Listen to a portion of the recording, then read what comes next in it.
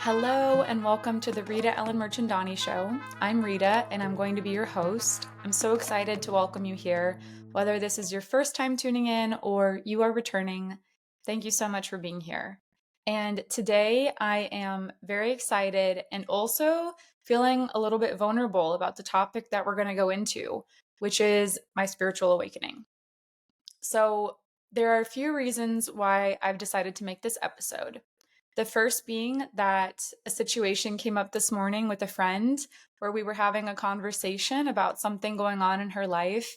And, it could be a big deal what was going on in her life to many. But to me, it just felt like, oh, wow, like the universe is really expanding you and this is great. And I didn't even have a worry about what she was going through.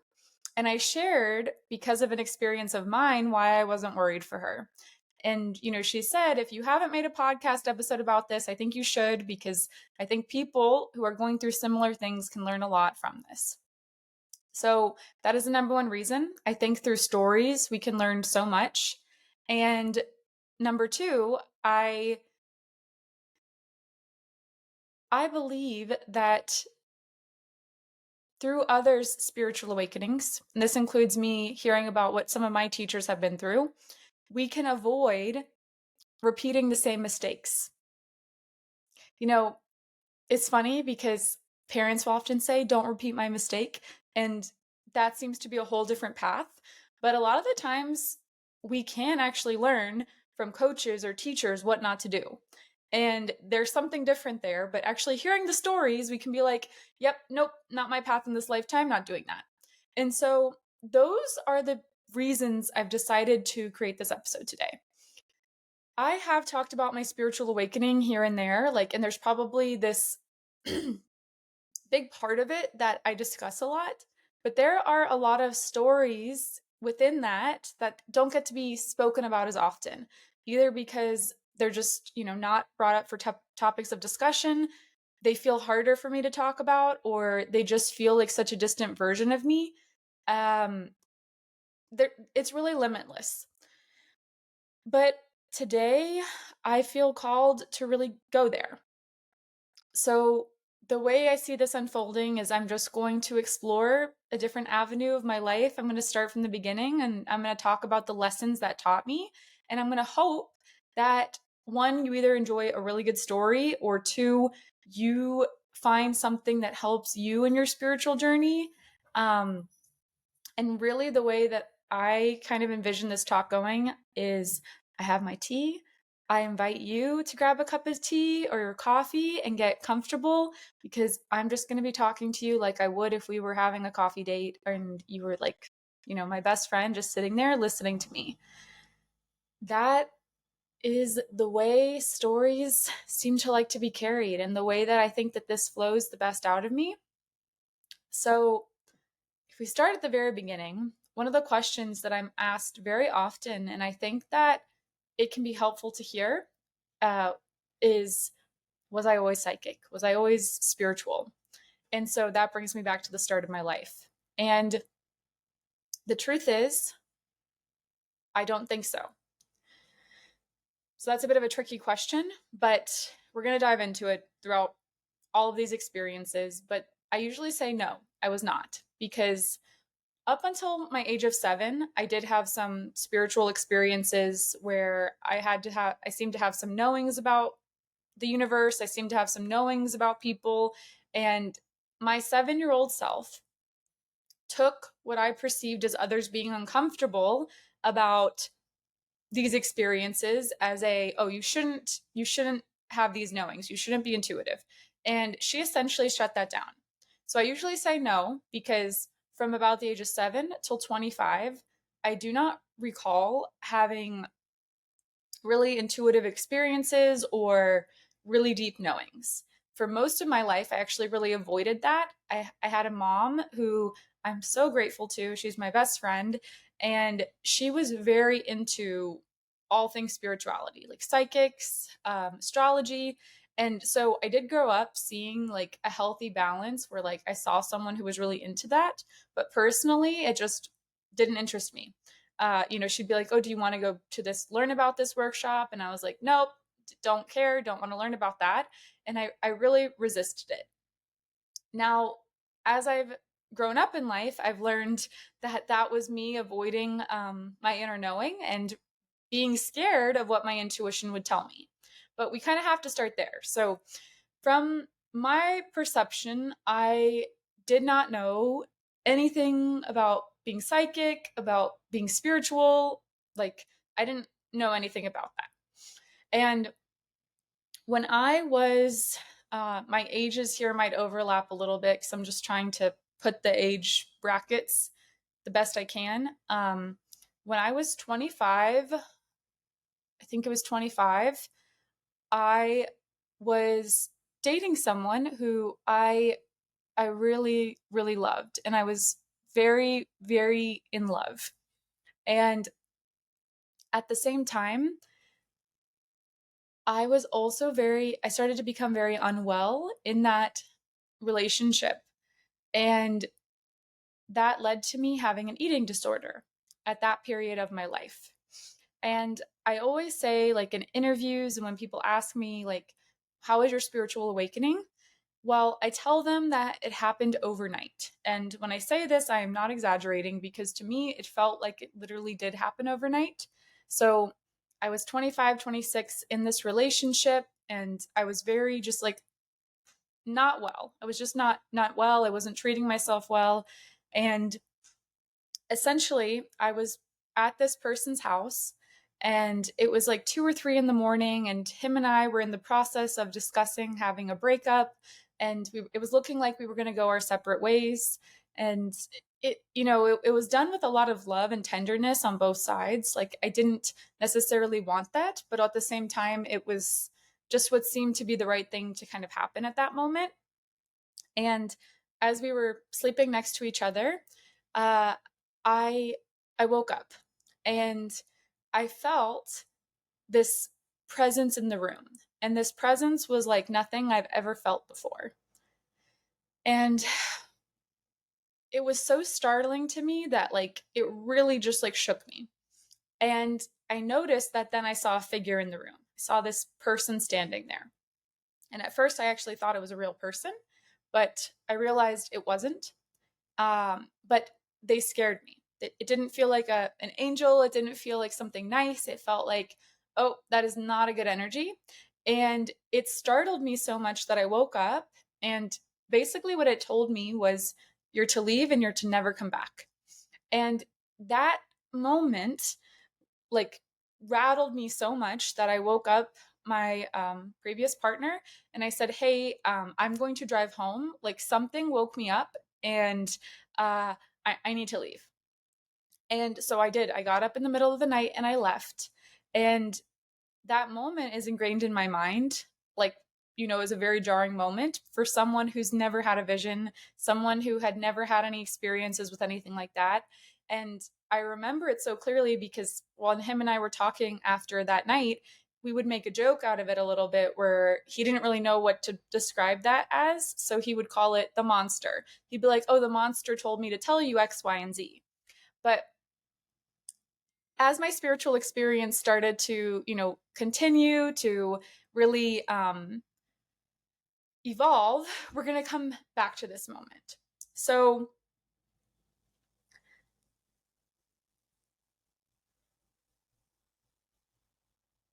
I guess we can go there now. Why not? We're on a roll. So let's just go right in deep. So my life started to unravel very quickly from that point where I had one vision, and all of a sudden it was like my third eye, which I didn't even know what that was at the time, was blasted open.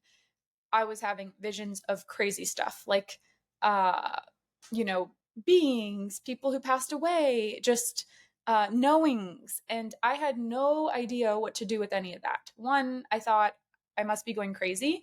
And two, it just felt so overwhelming. Like I didn't know how to control it. I didn't even know at that point in my life, I think, what being an empath meant. So you can imagine someone who's having these extreme psychic experiences and also not knowing they're an empath. It can bring up a lot. So that next day, I went home that night. I was staying at my parents' house, and I had a job interview that next day. And I remember being so distraught about this breakup and just everything I was going through that, like, I thought, I'm never going to sleep. I'm never going to be able to fall asleep. I'm never going to be able to get this job. And I remember my mom gave me some sort of medicine. I've never, felt the need to be on anything before, but that night my mom was like, "Here, take this and it's going to help you sleep." And I did, and I remember I felt this like calming feeling. I don't even remember what it was at this point. Felt this calming feeling and I fell asleep. The next day, I had enough energy and courage. I got the job, which ended up being a huge pivotal moment in my life. But I remember coming home that night and saying like, wow, my relationship ended. I got a new job and I graduated with my master's degree all within like a 48-hour span. And the reason I'm sharing this story about what I took to go to sleep is that when I got home, I told my mom, I said, uh, can you give me that again? Like, I'm not going to be able to sleep. I was crying. I was a mess. And she said, no, like, you have to feel this. And that was a point in my life where I didn't really understand feeling my emotions. I didn't understand how to self soothe. I didn't understand any of these things that now have become not only innate to me, but just feel second nature.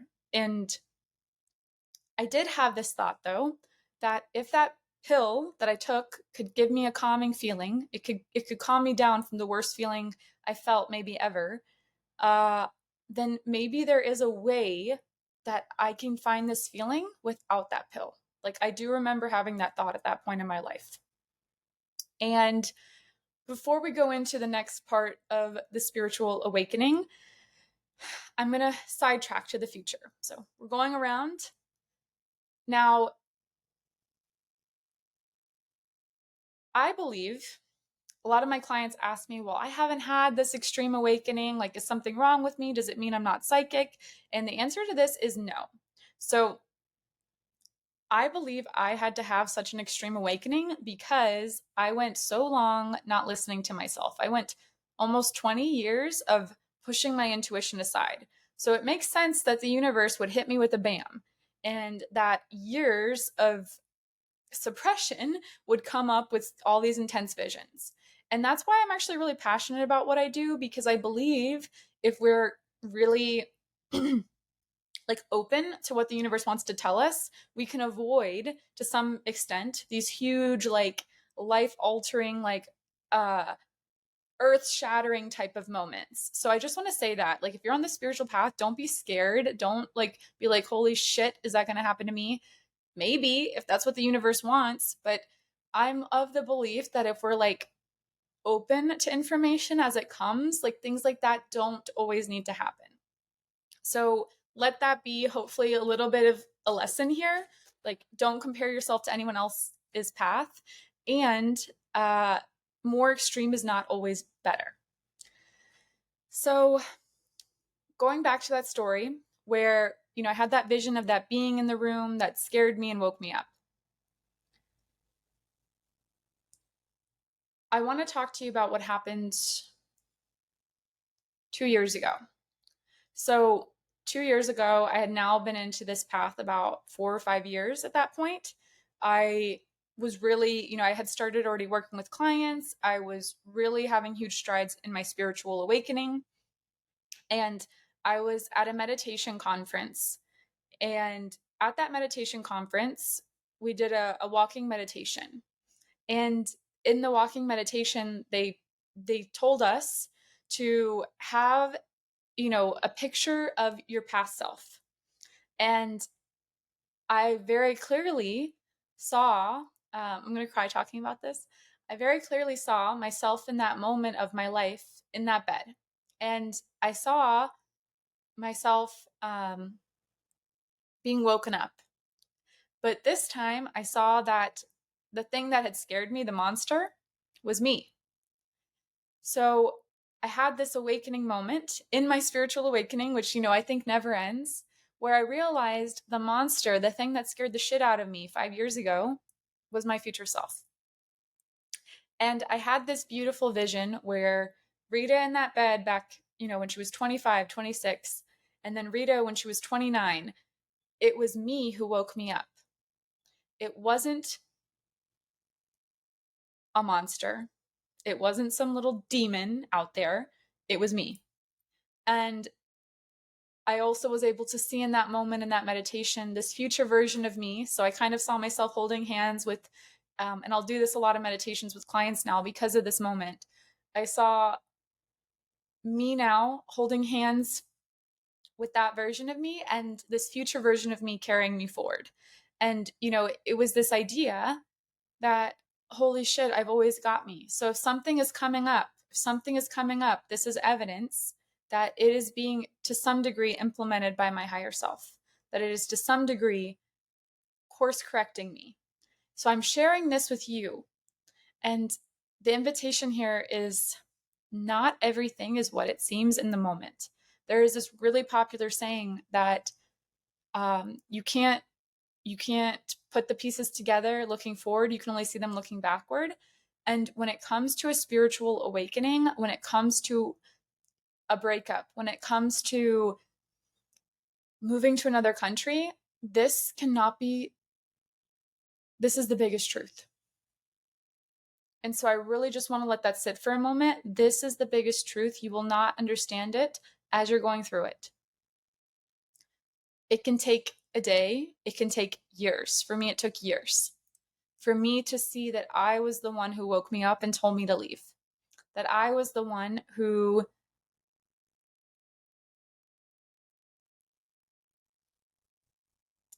helped myself out of that dark situation. It wasn't a spirit guide. It wasn't something outside of me. It was me. And so the invitation here is to think of your own life when you're going through something hard. Why might you being course corrected? And can you trust that? Now I'm going to backtrack again to a little bit. Clearly my throat chakra is doing something as we're doing this talking. So let's go back to what happened after that breakup, after I got this job. So I was in so much pain at that point in my life that job gave me something I was deeply missing. Clearly in the relationship, I was missing something because it manifested into an eating disorder. And in the job, I finally found something I was really looking for, which was worthiness. So I began to pour my heart and soul into this job. And when I wasn't working, I was learning about what the heck was going on with me spiritually. But I was working about 60 hours a week and I loved it. I adored this job. It was amazing. I was working in hotels, I was working in events, and I had a really great team that was there that I was working with. I didn't really talk about these spiritual experiences that I was having. But there's this other saying that when the student is ready, the teacher will appear. So a few weeks into this corporate job, I started to get this really bad pain in my left knee. Now I know the left knee is all about feminine energy and your knee is all about support. And it was almost so debilitating that it was hard to walk. And I was a healthy 26-year-old, relatively healthy. And so I told my mom about this pain and she told me about this woman. And she's like, I think you should go see this woman. She can help you with your knee pain. And so I went on one Saturday and, I walked in her office, and the moment I entered her office, my knee pain went away.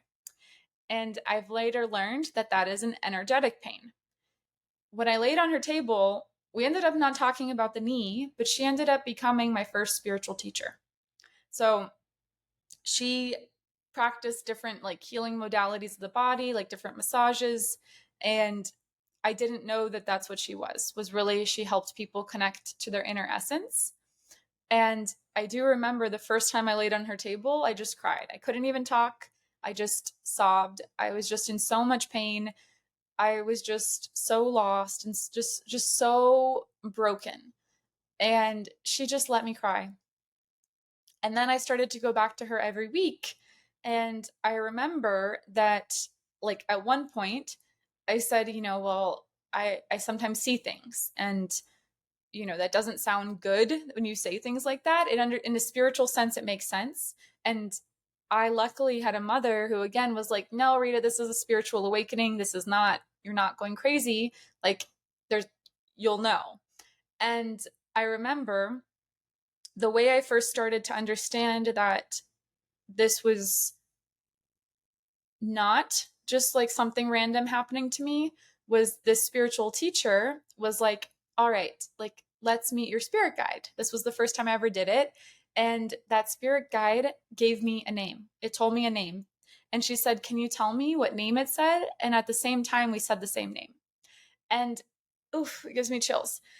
That's when I realized, whoa, there's so much more. And it, like, the universe gave me someone right when I needed someone. And again, it brings me to tears because looking back, I can see that while I felt so alone, like, there was support. And I worked with her for a very long time, and she got me through like the hardest points in my life, along with my mom. Like, having just one person who understands you. And even if this podcast is the only thing where you feel understood, like, just know there's someone who understands you. You're not alone. You're not alone. So the lesson here, I would say, is that the universe will send you help. And it won't come from where you're expecting it. And you have to say yes. The universe had to make me nearly unable to walk for me to go agree to see this lady. Like, come on. Things are just, they happen in unexpected ways. So at that point in my life, I was simultaneously working in my corporate job, and I was having these visions, and I was really just starting to explore, like, what is a chakra, what is energy. And that was really the first exposure I really remember of having with that. Now, I was also a 27-year-old woman at this point, and I want to talk a little bit about navigating the like real world. So dating felt very hard because I had all of these beliefs that that no one could ever love me, because now I was really weird because I was having these weird experiences. So I also had this deep fear that all of my friends, because I hadn't been this way before, were going to leave me. So one of the big things I started to work on at that point in my life was accepting myself for who I was. And that was something that I had not done for most of my life. Because again, if you remember back to when I was 7 years old, I didn't accept that I was intuitive. I saw it, that there was something inherently wrong with me.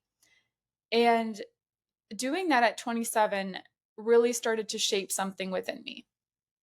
And I actually remember, I don't know what year it was, but we had a girls' trip with all of my friends from, college. And I remember that I broke down crying to them because I said, I have to tell you guys something, but I'm afraid you're not gonna love me anymore. And I'm afraid you're gonna leave me. And I remember I told them that, I'm psychic. And I said, I know some of you may not believe in that, and that might not be, something you resonate with, because, my group of friends had different religions, they had different belief systems. But, I kind of just said, like, I just really need you to know this about me so that I feel accepted and I don't feel like I'm hiding myself anymore. And the response I received from those women was one of the most memorable things I've ever felt. They surrounded me in love, and they just said, "Look, Rita, it's not that I necessarily don't believe in that, but I believe in you." And I've always held this belief, and I've always, given this belief to clients too, is that someone doesn't need to believe everything you believe to support you and love you. They just need to believe in you and support and love you.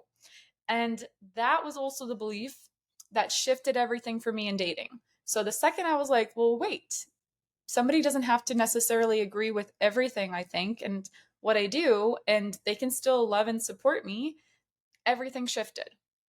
So this lesson from my spiritual awakening, that I hope can be kind of like, I don't know, if it was like a magical cookie that I could give everyone, it would be that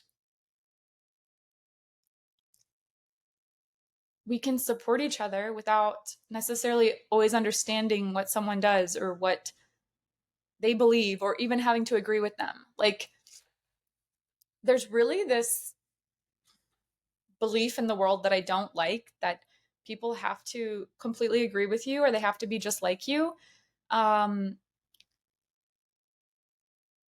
but in fact, like, there's something beautiful in us being different and just really embracing that. So I'm at the point now in my life where I found someone who's like totally okay with everything I do. And not only that, like really supports me. And um, that was kind of the pivotal moment for me in my awakening where that shifted. And I talk to a lot of clients about this where they're afraid to re-enter the dating pool, or they're afraid for their spouses to know who they are. And the truth is, you're just love. Like, words like intuitive, psychic, we don't even have to use them. Like, just be yourself, and what's aligned will stay aligned and what's won't will leave. We create shame, and I created so much shame in myself by just trying to pretend and trying to fit in for so long, which is why I just can't anymore. I can't. Um it's too painful. And I now know that, like, there's so much more love on the other side of that. And even those you are afraid will leave you won't. Like, not that doesn't always happen. Like, I was so afraid when I told my friends, I I really thought that they were going to like abandon me. I thought they were going to leave. The abandonment moon was there, and they didn't. And if they did, that would have been another story. And I would have said, you know what? Like, then more friends aligned. But I also will say that since that time, I have found so many more friends who are into spirituality and who do find this path. So I have different needs met. I'm able to keep my friends, from before that I really love and like I felt so much love from. And I'm able to go down this other path with different friends who have more interest in like manifestation and want to talk about all of that. So you don't have to pick and choose, is what I'm saying. And that the world will love you as you change. Like, that's a really important lesson. The world will love you. Just because you're changing doesn't mean you're going to get left behind. So once, all of that kind of happened where I was working this job, I was getting these teaching lessons, you know, I started to feel this very strong urge that I am meant to go to Asia. And this thought really came out of nowhere. Well, that's sort of true. Like, what ended up happening was I really wanted to go to Asia. And there was a July break where I went to Asia with a friend, and we went to Thailand. And this trip really awoke something within me. I was like, I just feel like myself here. I feel free. There is something moving. Like, the energy just started like whoosh, just started to go. And I came back from that trip and I just kept thinking about Asia. And, I was like, wow, wouldn't it be cool if I moved here? And, I thought, yeah, but like, how will you do that? And I would just play with this idea, like, what if I did it? Like, what if I really did it? And it started to become this intense thing where I started to constantly think about Asia. Like, I was dreaming about it. I remember, like, for 4 nights in a row, all I would think about is Asia. And I know it sounds silly to say Asia because there's so many countries there, but it was legitimately not one place. It was like, picture yourself here and here and here. And I kind of just made a decision one day, like, I'm going to do it. But part of me wasn't convinced. Like, I was like, yeah, I'm going to do it. And I remember I think I told my parents, like, I'm going to quit my job and I'm going to go to Asia. And there was kind of this thought of like, well, okay, like, let's see if she really does it. And, I started to tell a few more people, and then it kind of became like, yeah, but the thought didn't go away. Like sometimes we say these things and we don't follow through. And I've done that so many times in my life. But this time something was different. Something was like, no, you're going to do it. So I went online and I bought my ticket. And when I did that, I was like, oh, like I'm actually doing this. And I want to just normalize, like, even when something's a soul calling, like it can be hard to do it. So don't be hard on yourself whenever you feel that conflict, if it comes up for you. Now, I'm talking about this because I want to talk about the next part, the next 3 parts to this, actually. So I'm like, what are you going to do in Asia, Rita? Like, and I should also preface this by saying I had no money. I had no money at this point in my life. I had $2,000. So I started to sell all of my stuff. I started to tell people at my job, like very slowly, I started to tell people, like, hey, this is my 6-week long notice. Like, I'm going to be leaving at this date. And it was really hard. And I cried every time I told someone because I genuinely loved my job. I loved these people. I loved so much of what I had created, but there was something within me telling me there's something else. Like, this wasn't, one of those circumstances where I was miserable and I was like, I need to get out. It was, I loved what was going on, but there was a deeper calling within me saying, like, this, something has to change. Something's not right. So I had those discussions, and what I did not expect is that I started to have grief. So every day at work, I started to cry. Like, not while I was working necessarily, but there was probably at least a good 5 minutes of the day I would go to the bathroom and just tears would just stream down my face and like just stream down my face. And I remember very distinctly, it was like the last day or the day before my last day at the job. And one of my colleagues said, there was kind of this feeling of like, is she really going to do it? She's going to change her mind. And one of my colleagues said to me, like, Rita, you don't have to go, you know that. And I felt this huge like rage come over me where even though I was mourning, there was this deep feeling within me that was like, don't you take this away from me. Like, don't you dare even try to take this away from me. And that's when I knew, like, oh no, like there's a beast inside of me that is like, we are going all in on this. Now, what I did not mention and about that time in my life was that while it's already hard enough to sell everything you own and to start to prepare to go abroad, 3 weeks before I was leaving for this trip, I got involved in a very bad car accident. And it knocked me out. I got a bad concussion, and my car was totaled. Now, I remember that my roommate had come and picked me up, and she had taken me home. And I remember I called my mom and I said, like, why would the universe do this to me if it just asked me to quit my job, sell everything I own? I literally have put in my notice. So this job knows I'm leaving. I am no longer having a lease for an apartment. I have sold most of my furniture. Why would the universe punish me? And I remember this thought went through my head for a few days. And this is a really important lesson that I learned. And I thought I had ruined my life. Like, I thought that I was going to be in debt from this car accident. I thought, I don't even have a car. I have no money. Who am I to go to Asia? And on top of that, I had some serious health issues. Like, I was going to physical therapy 3 times a week.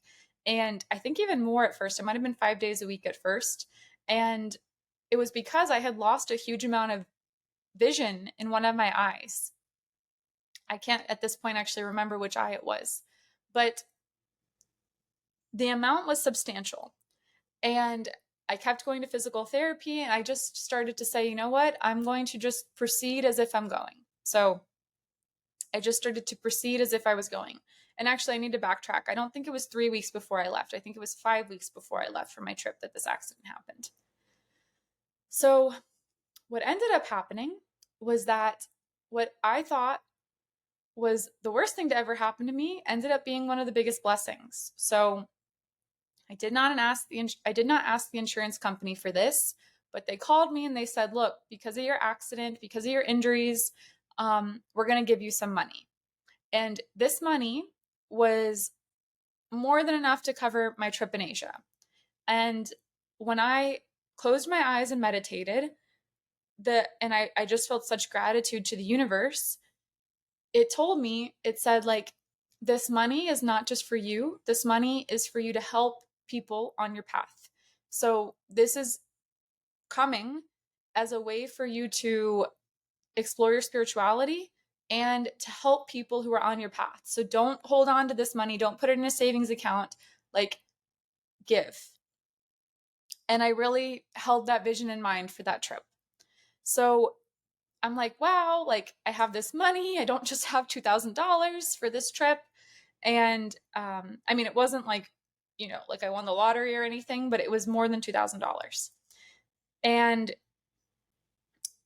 just to give you guys perspective, like $2,000 is like a month's worth in Asia. So, well, it depends what country, but in Thailand, like $2,000 is way more than enough to have a great month in Thailand. My initial idea was that I would get a job teaching when I went over there. And that's how I planned to supplement my income. But because of this, I ended up not needing to. Now, here's the part that shocks many. So the car insurance company had said, like, we're going to cover all your costs, but we learned that you're planning on leaving your job and that you're not going to be continuing physical therapy anymore because you're going to Asia. And they were like, we do not agree with that medical treatment because, like, you need to get your vision back. Like, you need to continue to do therapy. Now, at that point, I had seen an eye doctor. Like, I was going to therapy for my body, but I had seen an eye doctor because of the amount of vision I had lost. And basically what they had told me was that I would need a needle that was about 5 inches long injected into the back of my head if the vision didn't come back, because the muscle was clenched, and that's the way that they manually will have the muscle unclench. And I remember calling my mom and I said, Mom, like, I'm not going to get the money because this doctor has told me he doesn't believe in he doesn't think I should go to Asia. And he doesn't think that I will get my vision back unless I go his treatment route. And I said, Mom, but like, I made this plan before. Like, even if I don't get the money, I'm going. Like, with my $2,000, I'll continue on my original plan, and I will get a teaching job because that is what my soul is telling me to do. So I went to my appointment with him and I said, I want you to know, whether or not you sign this paper today, that's up to you. And I don't want to ask you to move away from what you think as a doctor is right to do. But I do just want to tell you, like, I'm going to Asia no matter what. I made that decision. Like, I will not be continuing this type of medical treatment. I believe my vision, because it had started to slowly come back, will come back on its own through natural remedies, perhaps less stress. And I'm willing that if it doesn't, that I will get this treatment when I come back. But I'm going on this trip. And he looked at me and he said, I don't know if it'll come back. And he said, I can't believe I'm doing this. And he took the paper and he signed it. And again, tears in my eyes, because in that moment, I have no idea why he signed it. I have no idea.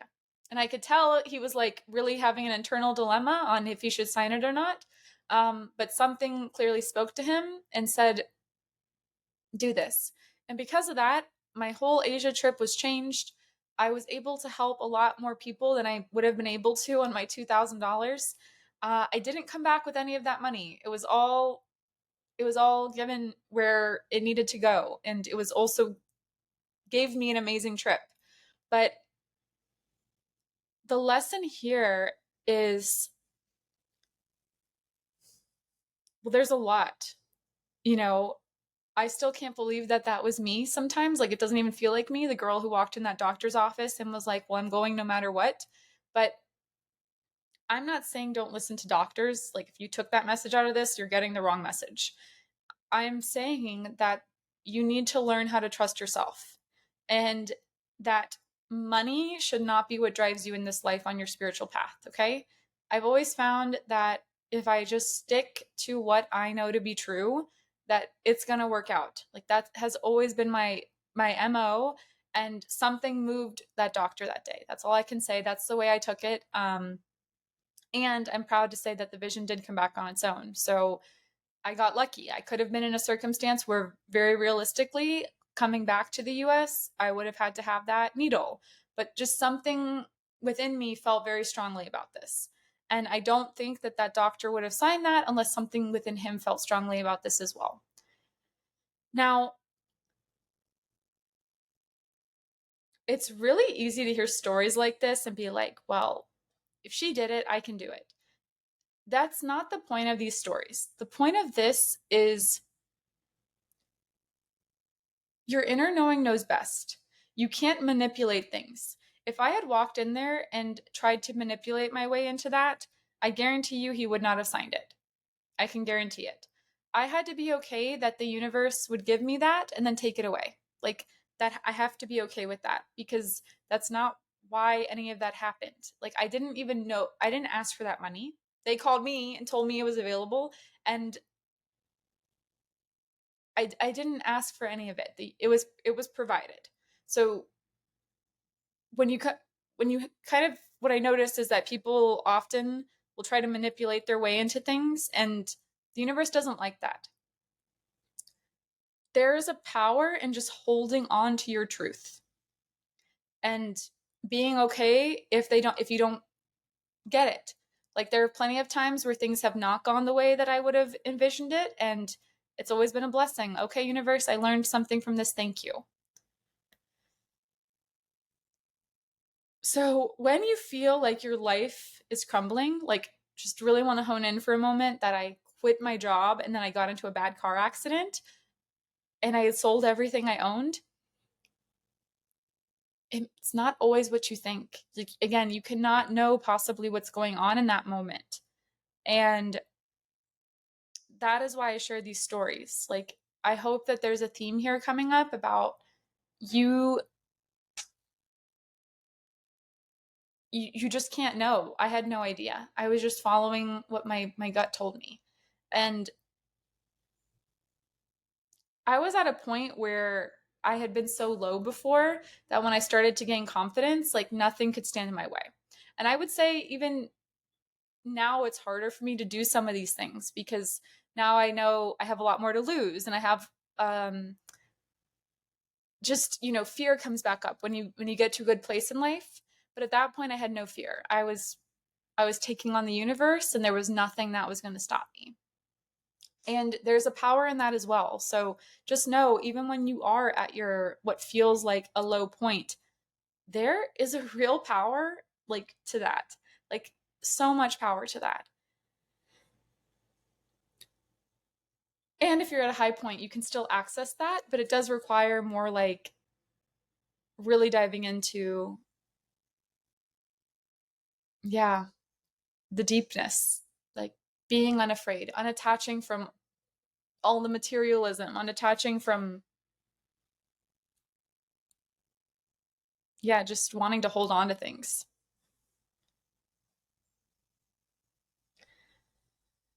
Okay, coming back to this story. So let's see what happened then. So at that point, I have a whole other episode about signs from the universe. I am going to jump over that time in my life because there's other areas you can hear about that. But I went to Asia for the 6 months. And I came back to the US after that. And I want to talk to you for a moment about leverage. So, when I was in Asia, I started at the end to run out of money. I knew that it was also, like, time for me. Like, I could feel energetically like the trip was coming to an end. I'd been there 6 months. I had been to 14 countries. I think it was 14. It was either 13 or 14. And I had an amazing time. But I didn't know what I was going to do when I returned. Like this was back in 2019. I had no idea. So my old job started to reach out to me and they started to say like we would love to have you back, um like, they kind of knew my position. They knew that I didn't really have something else. But they were also like friends and I loved them. So I started to think, what would I do if I don't go back? Like, what would be my plan, right? Because you always want to have a plan. And I found out about this thing called, I can't remember the name now, but it's a website where you can give work in exchange for a free place to stay. And Workaway, that's what it's called. And I found one that was in Tuscany where I could work on a vineyard for the summer for free. I'd get paid and I'd work at this vineyard, like only a small amount, but I wouldn't go into debt and I could, spend time just like writing, starting to think about what I want for my life. Like I had this vision of me going to Tuscany and I found a place that was going to do it. So then I had what's called leverage. I knew that if I was going to come back to the US, because I really didn't at that point want to come back, that I needed something worthwhile coming back to. So I started to think, well, if I'm going to come back, I want to be paid a lot more. And I want this and I want that. And I never had this type of confidence before. I never had that confidence to ask for things. So I set a number in my head and I told the universe if they don't meet me with that number, like I'm not coming back. Like I'm going to go to Tuscany. And long story short, they ended up meeting me with this number and I ended up getting free housing. I ended up getting so many things that I would have never dreamed about before. Now, before I went to Asia, what people told me was you're ruining your career. You won't be able to get another job. You're going to look like a bum because you just went and lollylawed around the world. And like, you'll never get that income back. So these were huge thoughts in my mind. Okay. And I'm sharing that about the leverage point of view because I ended up getting a way better salary. I ended up getting a job that would pay for me to come back. It paid, about my flight. It gave me the money that I needed to come back. And it almost paid for my Asia trip, which is crazy to say. But they often talk about how you have to leave a job to get a better salary. I found that to be true. So not only did Asia not cost me money, it ended up making me money because it required me to have courage. It required me to ask for more. And I could only have done that if I had leverage and if I stuck to what I wanted.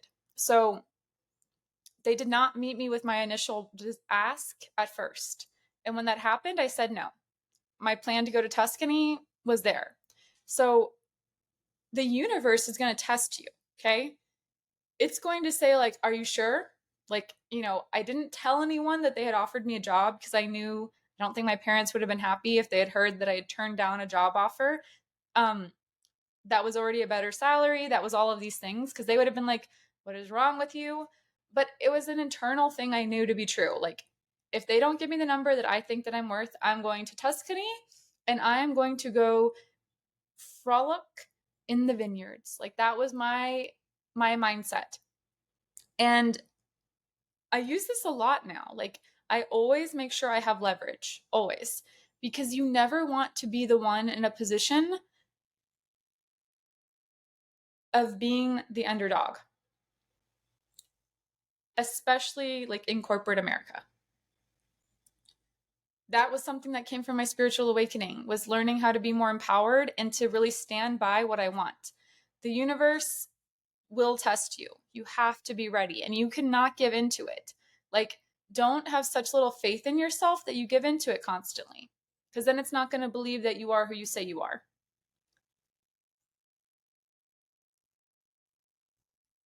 And that is why being clear on what you want is important. Now, if I had desperately wanted that job and I wanted to come back to the US, am I going to take whatever offer they give me? Of course, and I'd be happy. But for me, I wasn't sold on that idea, so I'm going to leverage that. Like if I'm having to compromise my ideas, like what I want, like if I'm unclear, um, there's a power in that. So make sure you don't undersell yourself. When I came back, I started working in corporate again, and it was amazing. It was the biggest blessing. I'm like so grateful for that point in my life. But when I came back from Asia, it was like bam, I got hit with another spiritual awakening. My third eye opened again, and I was learning things left and right, like dead people approaching me when I had no idea what to do, like at restaurants, in my hotel room. Um, and my spiritual growth from that point was very fast. Like at that point, I understood energy and I understood boundaries and I understood how to work with energy. So at that point in my life, I really started to have a huge ramp up in my understanding of how the world works. And I now know that that was preparing me for when I started my spiritual business in 2020. In 2000, and I think it was 16 or 17, 2017 was when the spiritual awakening happened. If you had told me that I'd be doing what I'm doing now, I would have been like, that's a joke. There's no way. So, the last message I kind of want to leave about all these stories I've told today, like, I hope that there was lessons here for you. You don't know where the universe is trying to take you. I guarantee it. And if you do, where's the fun in that? It's kind of boring. We're meant to not know. We're meant to like trust. We can have some ideas, of the loose pathway, but there's so much more fun in not knowing.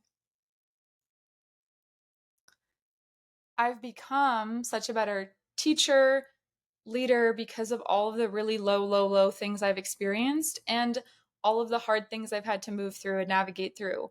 And when I see now clients going through things, I'm like, okay, universe, you put me through that and now I know how to teach that, or now I know how to help them through that. And it came from me experiencing it. And there's so many other things I experienced, like that'll have to be a whole other episode or like probably a million episodes, because all of these stories I told could have been their own episode, but I'm trying to put little glimmers out there that I feel called to put out there right now. Yeah. Spiritual awakening is so personal and it's so unique to all of us. So I remember part of the reason that I felt inspired to make this video is that there was a point where I was very intense in my spiritual journey, and I listened to an episode that one of my teachers made about her spiritual awakening, and she talked about an experience she had, and I just thought, nope, not having that experience, universe, like, no. And they were like, you don't have to have it, Rita. Like, you can learn from her experience. That's the point of teachers, and that's the point of those who have walked before us. Like, we get to hear it from them and we can utilize that. So if there's anything in here that helps to avoid similar experiences that maybe you don't want to have, like if there's some here you do want to have, then I hope that it gives you the permission to have it. But if there's something here too that you're like, I don't want to have to go through that huge painful thing, and like the low she felt, like maybe something in here will help you to avoid that too.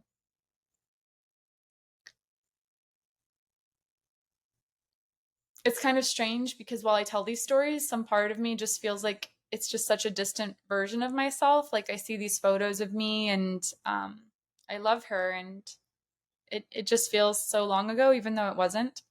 Um, but yeah, I hope you enjoy these stories and that it sparks something in you. Um,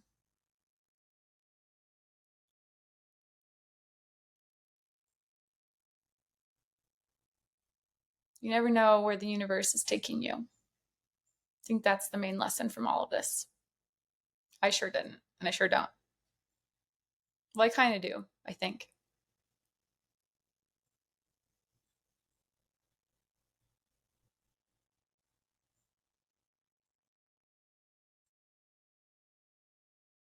All right. I love you. I hope you have a nice day.